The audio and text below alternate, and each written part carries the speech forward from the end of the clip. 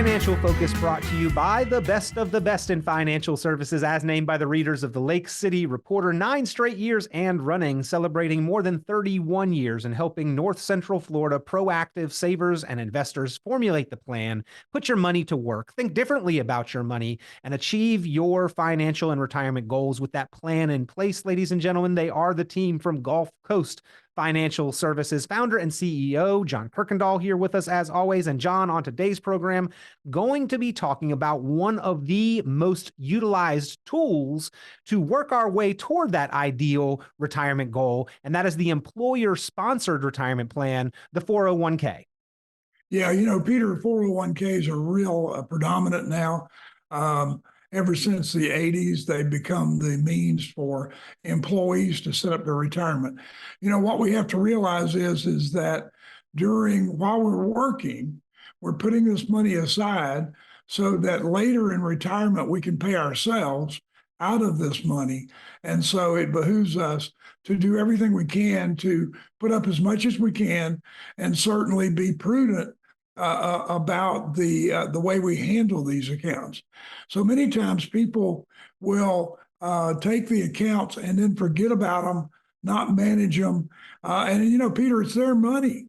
And we need to really take a look at how we're handling these and do a good job with it. So just because the contributions are automatic and systematic and the money is deducted before we even see it does not mean that we should ignore it and not pay attention. Well, I always love the comment, the market's down 30% and my 401k is in the tank, but I'm not worried because when I got the statement, I didn't open it. I just put it in the drawer. Right. Ignorance is bliss, right? You can't put your head in the sand and not take care of these accounts. You need to handle them just like you would your everyday savings and actually monitor them. Just because the investments go down, the investments go back up. But the problem is if you looked at 2022, the S&P was down 19%. Last year it was up 26%. Well, that doesn't mean I made 7%, Peter.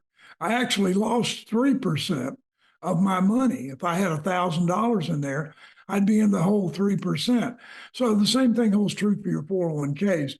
We need to monitor them, we need to be on top of them, and we need to watch them. Yeah, the rate of return can be kind of a false indicator, right? Because math is fuzzy when it comes to percentages there, and what actually happens with your money really is not ultimately determined by like the average rate of return that so many mutual funds like to tout and advertise as what their investors typically experience. And that holds true inside of those 401k accounts. Certainly. And we need to monitor them, rebalance them, Peter. Every time the market's up, we go down, then we have re-diversified our portfolio and we can be accepting more risk or less risk. We need to handle these as we would any other investment and be on top of them, monitor them, rebalance them periodically. And certainly, Peter, one of the great things about 401s is that the company usually matches my investments. And if the company matches 50% of what I put in, I get a 4% for an 8% match, then I've already made 50% on that money. Yeah. Nowhere else, I think, in the financial world can you guarantee yourself the kind of immediate return on your dollars as what is offered with that company match, right, John? Oh, no. I mean, it's a great way. We need to always take advantage of that company match and certainly make sure that we get it. Now, one of the real problems with 401ks and some of the things we haven't thought about in the past is that we're building up. These are tax deferred. We're taking money out of our savings account, our check account today, not paying taxes on it, and building this deferred account. And as that account grows over time, I'm deferring more and more taxes. So, Peter, we used to say that when we retired, we were going to be in a lower tax bracket. I really don't believe that's true anymore. I think when we retire, there's a good probability that we're going to be in a higher tax bracket. So if your company offers a Roth 401k, we certainly should take advantage of that and take advantage of the match that way, so that we can put up that tax-free money. Certainly the ultimate tax bill on your retirement savings is something that you need to carefully consider and crunch the numbers on. And John, I know that's a large part of your process and analysis there at Gulf Coast Financial Services is that you help people understand and quantify that tax bill. What is it going to cost for me to retire and be able to spend money, and then help identify strategies that can control and in some cases minimize that tax bill? Well, that's right, Peter. In our new book, Retirement's Not for Wimps, it talks in there about the fact that, there are certain things that are going to trigger in retirement if we're not careful. And one of those is, having paid more for Part B Medicare, having to pay more taxes on our Social Security. There are a lot of different things that are impacted because of the way we take out our money. So what we try to do with our income plan here is we try to focus on how we can best take the money out of your retirement accounts and be the most tax advantaged for you and help you get to the point where we are taking advantage of some of the tax loopholes or the tax situations that we have available to us. Yeah, I remember when I used to hear a lot about the value of tax deferral and the triple compounding effect on the savings, is that you save on the taxes, the money grows, you save on the growth, and then you save on the money that would have otherwise gone to taxation, right? Is what they touted for the benefits of the 401k. But what we're discovering now in retirement is that there is a different triple compounding effect. When we withdraw money, we're taxed. It can potentially cause our Social Security to become taxable, and it can potentially cause our Medicare premiums to be more expensive. And I think that we need, John, just a clear understanding of both sides of that to crunch the numbers and make some confident decisions for our savings, right? Well, that's right. I had no idea that I progressed into taking Social Security and Medicare, that I was going to have to pay more based upon, the more I made, the more I paid. And so as we look at the fact that Medicare, that Social Security runs out of 100% on the dollar in 2033, and Social Security or Medicare is about 8 years away from being financially broke, I think we're going to get into a situation, Peter, where more of those things are going to be indexed for the amount of money we're actually making. And so when we pull the money out of these deferred accounts, it's classified as income. And so the more we take out, the more income we've made. And the one thing we found is that in retirement today, you're not going to spend less than you spent when you were working. Yeah. It's just not, it just doesn't happen.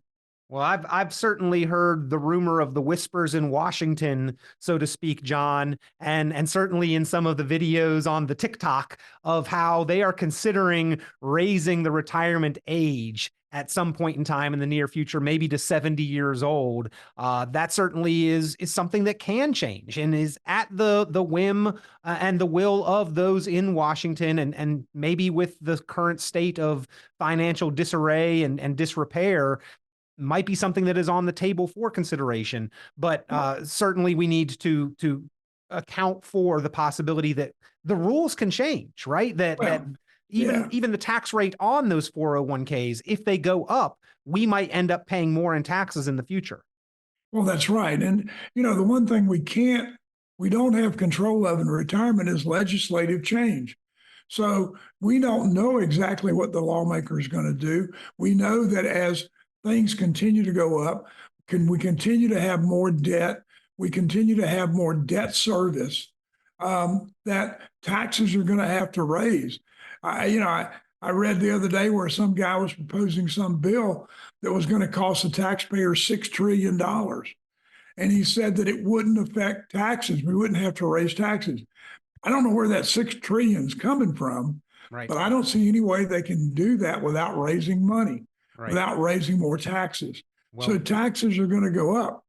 The tax laws we have right now sunset in December of 2025. So January of 2026, January 1st, we start with a new tax code unless something's done. So we need to be ready for higher taxes. We need to be doing things such as Roth conversions, Roth 401ks. We need to be doing things to go ahead and pay the taxes now and then defer that money tax free so that when we pull it out, we're not paying additional taxes. John, we've talked about the need for monitoring. We've talked about the need for rebalancing investment accounts on an ongoing basis. We talked about the value of the match, the cost of taxation, and where and when we need to figure that into our retirement plan and projections. Are there any other important factors with the 401k that you think that people need to know that maybe we are not as in the know as we should be about? Well, one thing is that if you look at your plan, your sponsor or your employer is the one that made those decisions as to what you can invest in, and they may or not be based upon what you really want to be invested in. So certainly we should consolidate 401ks and not have 4 or 5 laying around, because as people change jobs, they forget they can consolidate those into 1 or 2. And also, we need to remember that most plans at 59 and a half have something called an in-service distribution, where I can take that money out of that 401k and put it into another IRA and invest it more broadly based upon all the investment options in the market, not just what the employer wants me to invest in.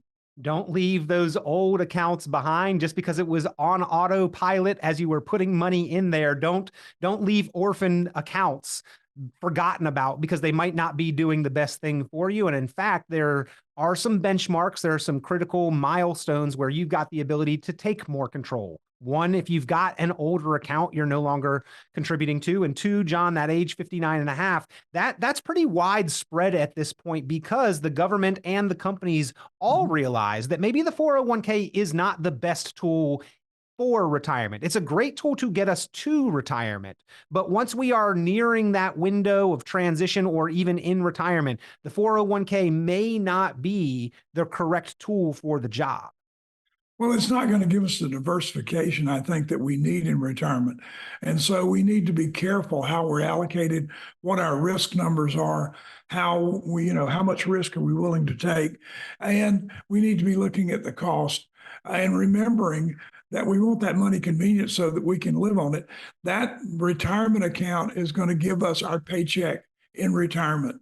And so we need to do the best possible job we can do with it, making sure that we've monitored it, we've handled it, and we're getting the best investment options we can for retirement. And Peter, now with the hybrid long-term care instruments available, sometimes it's better to put some money into those so that I can have long-term care at least taken care of somewhat, because there is no other way to get long-term care, at least in Florida, I know. And John, you help people with these decisions, with these considerations and different elements each and every day. If you want an opinion, if you want some professional perspective and assistance and guidance with the 401k, or if you want to bring the 401k, that tool, into the larger context of having a true written, financially focused retirement plan, that is what you and your team at GulfCoast Financial Services do with your clients each and every day. Well, with that financially focused income plan, Peter, we're looking at income, we're looking at taxes, we're looking at Social Security, Medicare. We're looking at every component of retirement that we can look at, and using our software, we're doing the best job we can do to help you and advise you on how you can have the best retirement you can have. To get that financially focused written retirement plan, ladies and gentlemen, give John Kuykendall and the team from GulfCoast Financial Services a call, 386-755-9018, 386-755-9018, 386 755-9018, or you can visit online GulfCoastFinancial.net. GulfCoastFinancial.net. And John, for those tuned in to today's program, you do have your newest book, Quitting is for Winners, but Retirement is Not for Wimps, and you'd love to get that in their hands as well. That's right, Peter. We'd love to give them a copy if they want to give us a call or come by and see us. We'd love to see them anytime. Well, again, Gulf Coast Financial Services, you can pick up a copy in person, ladies and gentlemen, or give a call now, 386-755-9018, 386-755-9018. John, always a pleasure. Appreciate the education on what is one of the most utilized and maybe important tools for retirement preparedness, getting us ready for retirement, the 401k. Thank you, Peter. Great to be here. See you next week. Hey, if you'd like a copy of our new book, Quitting is for Winners, but Retirement's Not for Wimps, I encourage you to click the link below and get your copy today. Hey, we like it when you listen to the show, but we like it better when you like, share, subscribe, or feel free to leave a comment. Be sure to like, subscribe, share, and tune in for more financial focus by visiting GulfCoastFinancial.net.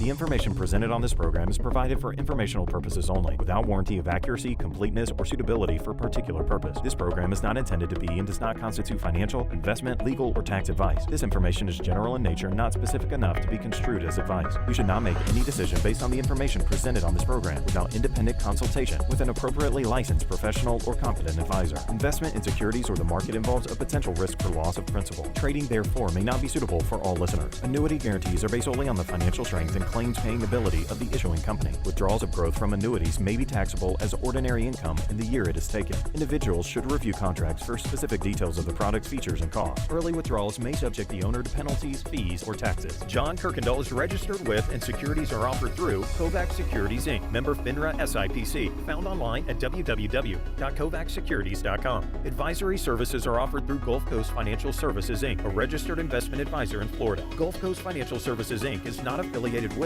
Kovac Securities Inc. or Kovac Advisors Inc. Past performance is not indicative of future results. All investing involves risk. Investment decisions should be based on your own goals, time horizon, and tolerance for risk. Due to various factors including changing market conditions and/or applicable laws, the content may no longer be reflective of current opinions or positions.